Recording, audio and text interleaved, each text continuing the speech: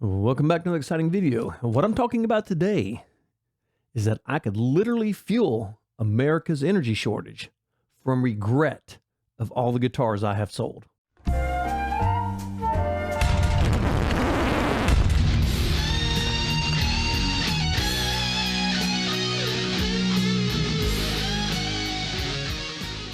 So, if you are a guitar player, you're going to know exactly what I am talking about.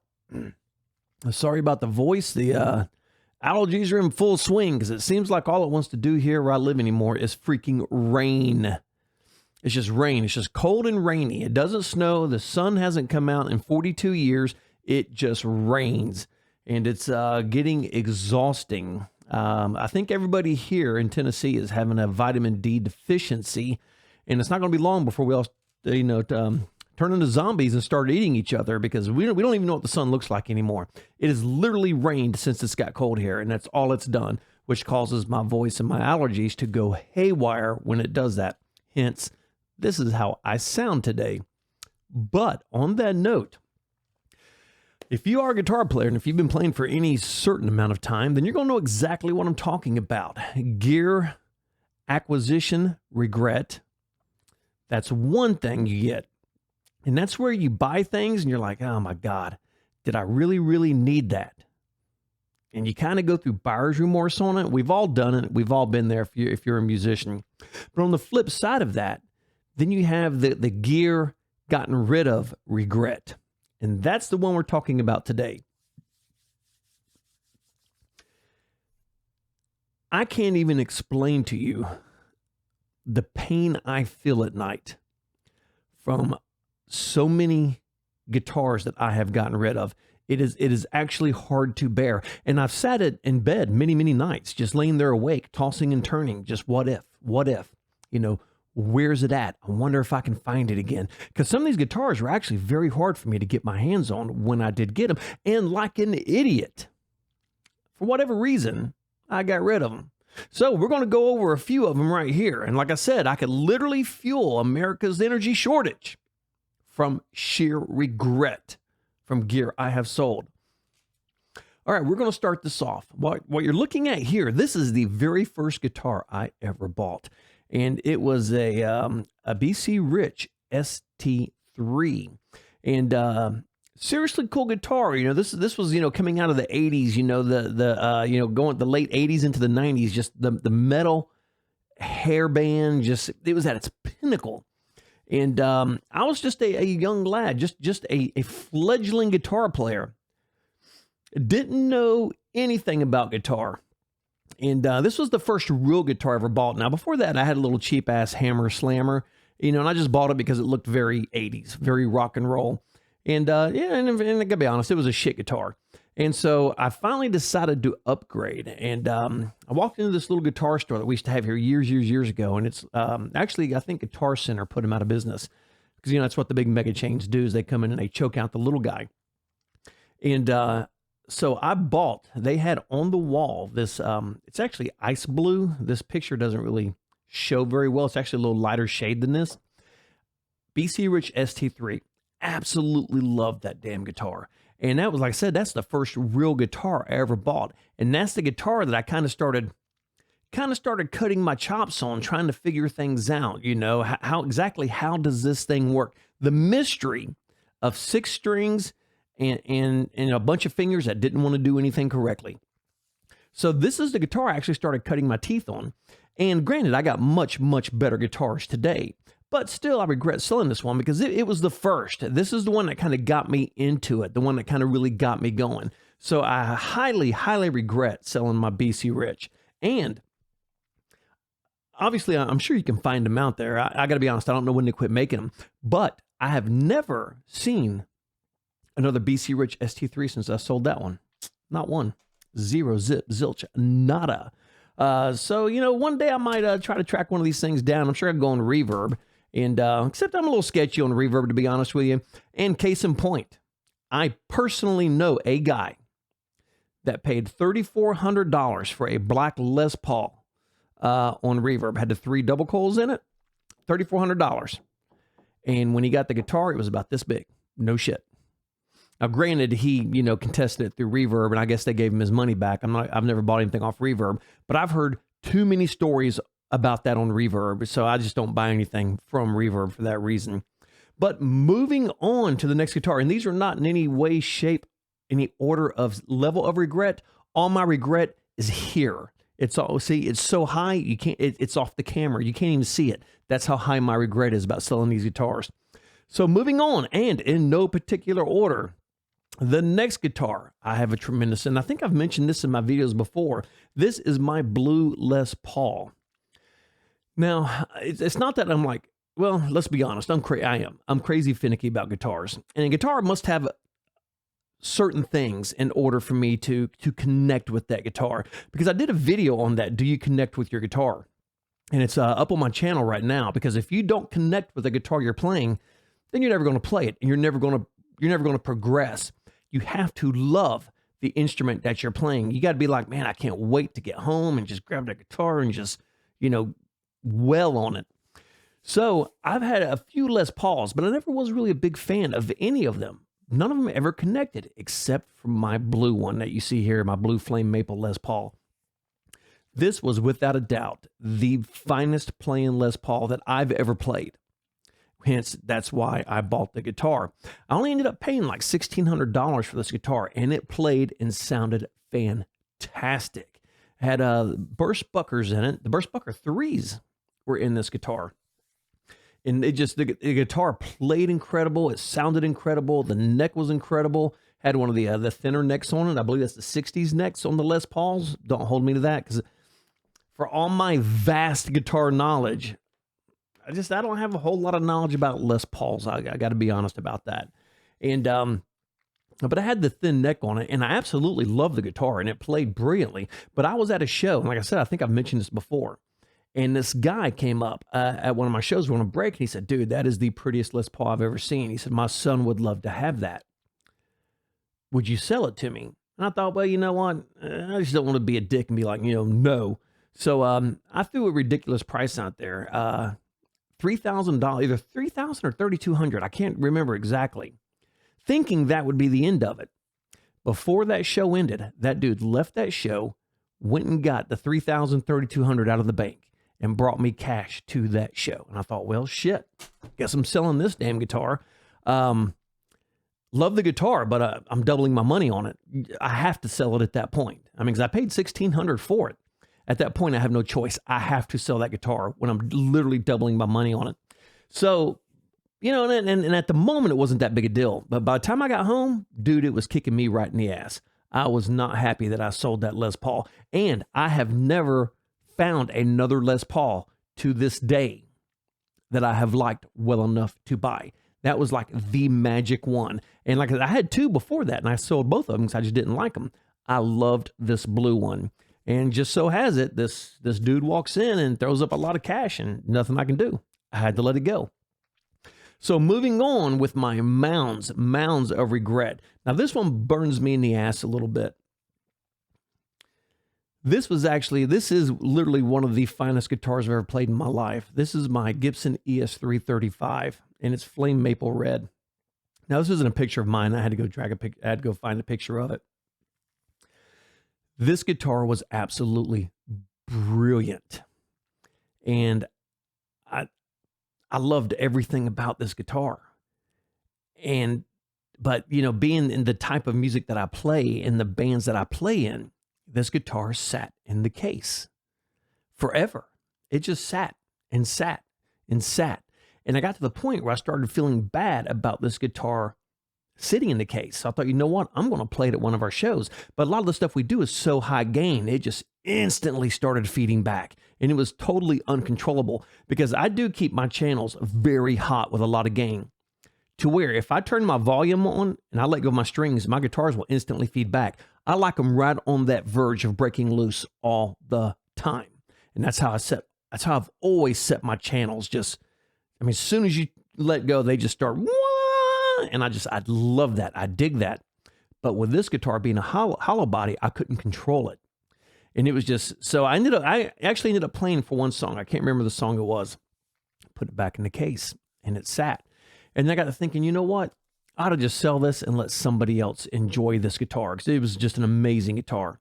So I did. I sold it to a guy over in Nashville and Tennessee, and didn't really bother me for about 2 or 3 weeks. I was sitting at home, kind of tooling around on this little ballady thing that I wrote some years ago, and I was thinking, my God, it sounded absolutely stunning on that 335. What the hell did I just do? What did I do? So I had to go in the bathroom and whip myself on the back with my leather strap for 30 minutes to pay penance for selling literally one of the greatest guitars ever made, and that is a Gibson ES-335. That is, out of the pinnacle of guitars, that is in the top 5, bar none. An amazing guitar. And the sad thing is I'll probably never buy another one. They've gotten so ridiculous on the price. I will never buy another one because I wouldn't play it enough to justify the, $18,000 billion, whatever they cost now.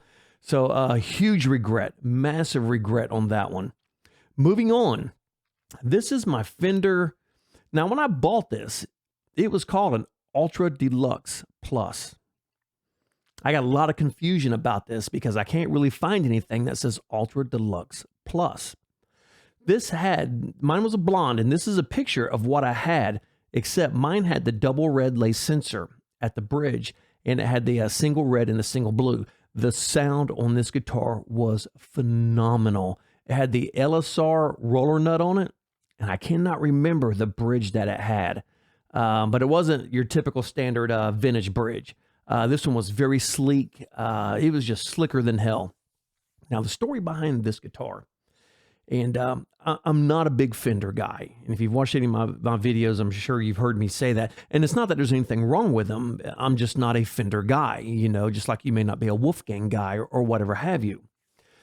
So, but I got this guitar when I went to school for music. I took a jazz guitar class. Now, I've spoken about this a couple of times in my videos. And I was taking guitar from this dude is a monster guitar player. His name was Larry Vincent. He's just a monster jazz guitar player. And I think he has an Ibanez endorsement and plays the Ibanez art cores, the high-end ones, the $2,000-$3,000 ones. I think they give him his guitars. Don't hold me to that. But I went to a class, and I had my BC Rich with me when I walked in there. And like I said, it was a jazz guitar class. And he said, you know what? He said, I'm going to teach you jazz. He said, but do not come back to this class until you have a real guitar. And I thought, and I've said this before, I thought, man, what a dick. What a dick. And I walked out thinking, you know what? Piss on that. I'm just going to drop the class. Guys tell me, dude, my BC Rich is an absolutely, totally fine guitar. But I had to take the jazz guitar class. So I thought, all right, shithead, I'm going to go out and buy a guitar. So I went out and bought this. This was literally hanging on the wall. If you've seen in my videos and you heard me talk about my friend Rick, Rick used to own a very, very big music store at one point. There again, Guitar Center, come and squeeze his ass and, So now he still got it. He does repair work now, and he's like the guru on fixing your shit. But they just cut him to the nuts. And finally, he had to close the doors on it. And I hated to see that, man, because he had a phenomenal guitar store. I mean, phenomenal. But he had this hanging on the wall, and I went in there and bought that. It was $1,600 at the time, and that was in 97. The guitar was crazy expensive in 97 for that Fender. But it was called an Ultra Deluxe Plus. And either I'm remembering this wrong, or I bought the only one they ever made. I really don't know. But like I said, it had it had the TBX tone control, the LSR roller nut, had this really slick bridge on it. I don't know if it was made by GoTo or whatever have you, but it was just a slick bridge, and it came that way factory. And of course, blonde rosewood neck, and it had the tortoise shell guard on it, which I absolutely loved. And I ended up selling that for the same reason I ended up selling my 335. As I kind of started getting into my Wolfgang Van Halen guitar phase, I started collecting Wolfgangs. And then before I knew it, all I was playing was Wolfgangs all the time. And I kind of, well, you know what? It was a great guitar, my Fender was.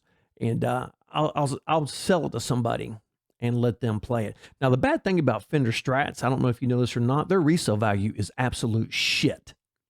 I mean, shit. I had this thing up for probably 4, 5, 6 months, and the highest bid I ever got on this guitar was $800. Now, I should have just said, piss off, I'll keep the damn thing. But at this time, I'd had such a big collection of guitars, I had to start thinning the herd. So unfortunately, the Fender Strat, unfortunately, it paid the price. So that's a sad one. Moving on. Now this one hurts. This one hurts very bad. The first Wolfgang ever bought is my Tobacco Burst. You've seen in my videos, my 1996 pre-patent, which is the one that's had the most playing on it and the one that's beat up the most. That guitar's been, Jesus, it's been road worn like crazy. The second one I bought, which was one of my two favorite Wolfgangs, was the Flame Maple Green one that you see pictured here.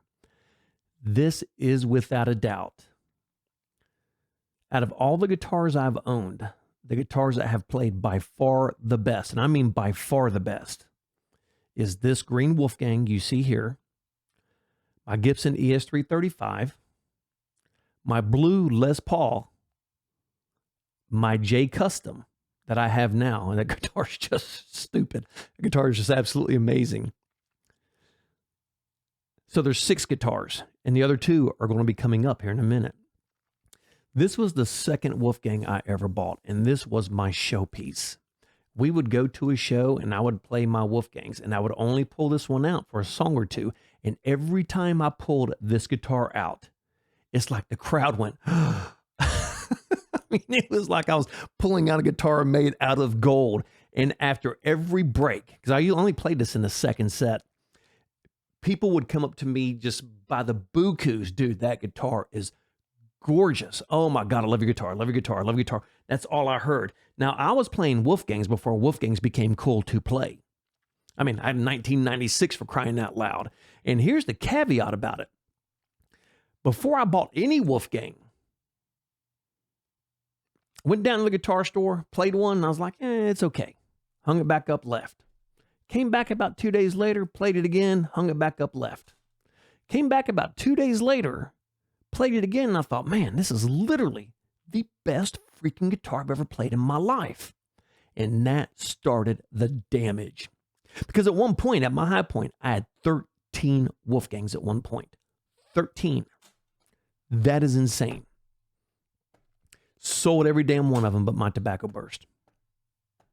Kicked myself in the ass. Now, the green one I got extremely good money out of because that guitar is absolutely beautiful. And believe it or not, they do have a rarity level on the Wolfgangs. And the green is one of the rarer ones with the, of course, the, I think it's the surf green. What the hell is that damn color called? The seafoam green. I think that is actually the rarest, then the purple, then the green. Then you have all the other colors, if I'm not mistaken. I'm pretty sure I'm correct. I know my damn Wolfgangs.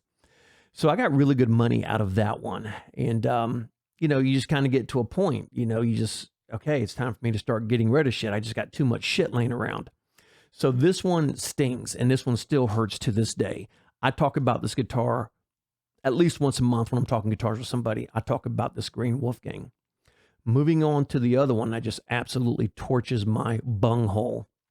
This is my white Wolfgang. I told you I had a lot of them. This was actually one of my main playing guitars, this and the Tobacco Burst Wolfgang, because this Wolfgang here, from my understanding, obviously I did not peel it off to find out. This guitar had a binding on it, but from what I understand, this guitar did not have a maple cap. The cap was actually basswood on this guitar. And when I first found that out, you know, tracking the serial numbers and reading all that, at first I was like, they all got maple caps. But out of all my Wolfgangs, this was the only one that sounded different. It had a little bit of a darker tone than all my other Wolfgangs combined. All the rest of them virtually sounded identical, except for this one white one. It sounded just a little darker. And I could only attribute that to the fact that it did not have the maple cap on it. And that's why it would be a little darker, because maple is very bright. Well, through my research, and like I said, I don't know if this is true, because I got to be honest, I really didn't dig into it all that much. But I had heard through the rumor mill that the white Wolfgangs, the antique white Wolfgangs, that none of them had maple tops on them, that they were all basswood caps. I do not know if that is true. So if somebody has information about that, not that it really matters at this stage because I don't have the guitar anymore. Another one I sorely regret, but I would kind of like to know. But the white one and the green Wolfgangs, don't be surprised if those don't show up back on my channel one day, because I'm getting to the point now, like I said, because I've gone through my all the regret I've got. I don't sell gear at all anymore. So there's actually the one I'm looking for now first is I'm actually looking for a PV purple Wolfgang USA. That's the first one I'm going after. Then I'm probably going to be going after the green one. But I've got a list of like 7 guitars that are on my radar right now that I'm kind of looking for. But it comes down to the deal. I'm not going to pay $4,000 for it. I'm not going to do it. I got to find the right deal from the right person at the right time. So my white Wolfgang, which was actually my second most play guitar, with my tobacco burst being the first. And by the way, my green Wolfgang that I had, that literally had the most beautiful neck I've ever had on any guitar in my life.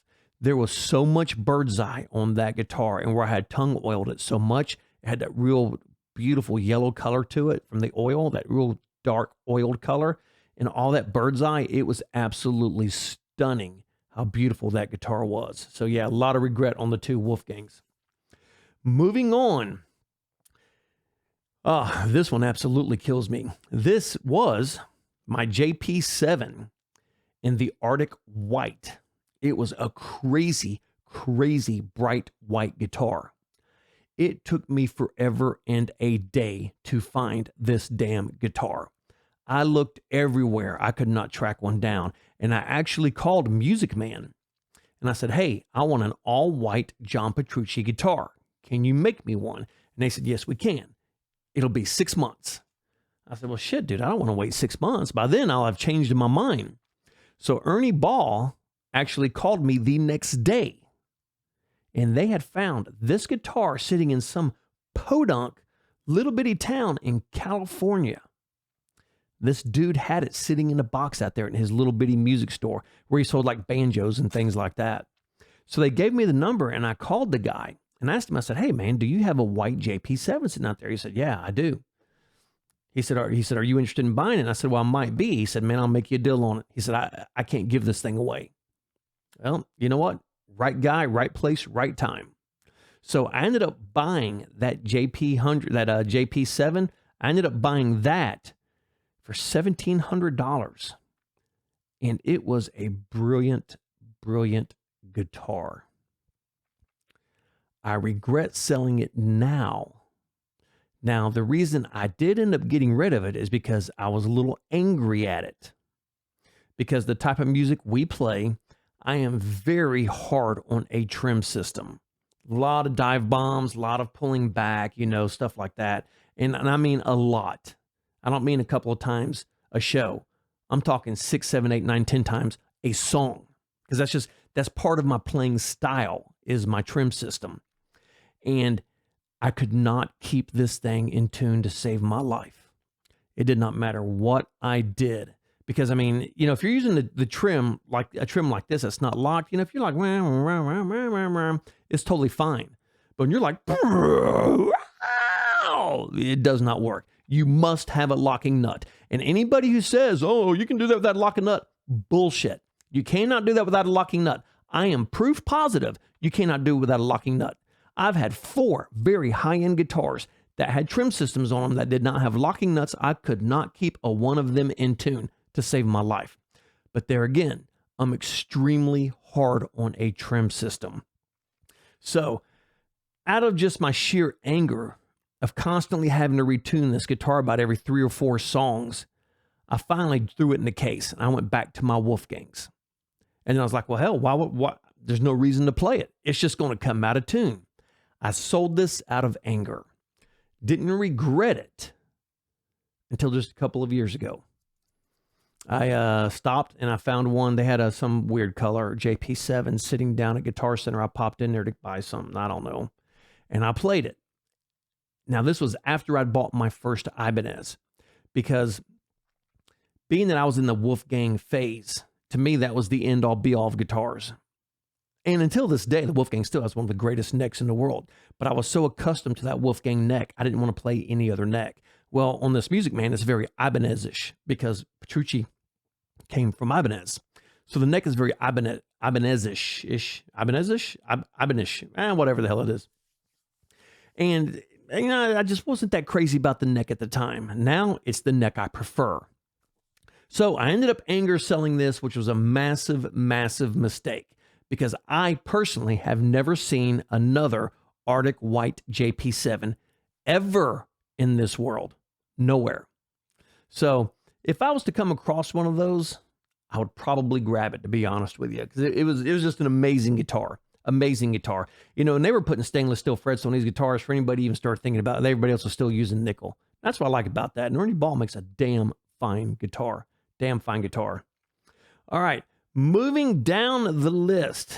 And this is my last guitar that I absolutely regret. This is my Parker Fly Deluxe. And this is a pre-refined. If you don't know what that is, the Parker Fly Deluxe has actually there's one guitar, all right? But they have it when Parker owned the company, then they had it after, what was it, USA Music or some shit like that, bought it, the people who owned Washburn. Then they have the Parkers after that. Well, the ones after it, it just wasn't the same. They started cutting corners, the guitars weren't as good, and it depends on who you talk to. The people who play the pre-refined swear by them. The people who play the refined swear by those. But I had the pre-refined guitar, and I've played the refined. A buddy of mine has a refined right now. I just like the pre-refined better. I think it just did everything just a little better than the refined ones did. But on that note, I had this guitar, and I loved it. This is, to me, the ES-335 to me is like the ultimate jazz box. The second ultimate jazz box, I'm telling you, dude, is a Parker Fly Deluxe. It is just brilliant for jazz. And the guitar was just so cool, you know, with all the composite that it was made out of. And, you know, the stainless steel frets. Although it's very weird because the stainless steel frets were not hammered in. They did not have a tang on them. They were literally glued to the neck. And I've heard of people playing Parkers and the fret going boing and popping off the freaking fretboard. Then you got to have them glued back down. So that is kind of odd.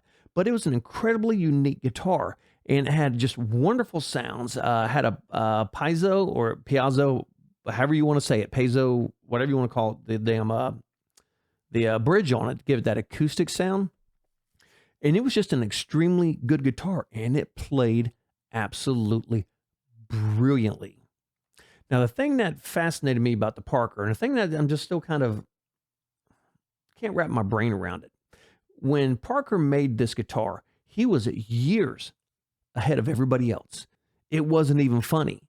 And when they first came out, this Fly Deluxe, I remember people just scurrying to buy this guitar. I mean, scurrying to buy it.